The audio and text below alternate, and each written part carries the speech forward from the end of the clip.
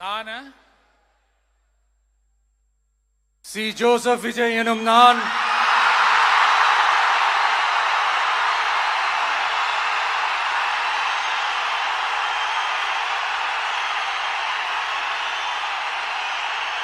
சட்டப்படி அமைக்கப்பெற்ற இந்திய அரசியல் அமைப்பின்பால் உண்மையான நம்பிக்கையும் மாறா பற்றும் கொண்டிருப்பேன் என்றும்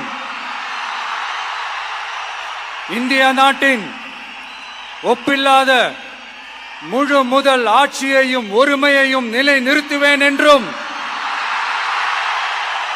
தமிழ்நாட்டு அரசின் முதலமைச்சராக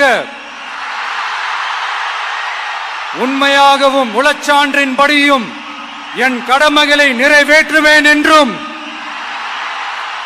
அரசியல் அமைப்பிற்கும் சட்டத்திற்கும் இணங்க அச்சமும் ஒருதலை சார்பும் இன்றி விருப்பு வெறுப்பை விலக்கி பலதரப்பட்ட மக்கள் அனைவருக்கும் நேர்மையானதை செய்வேன் என்றும் ஆண்டவன் மீது ஆணையிட்டு உறுதிமொழிகிறேன்.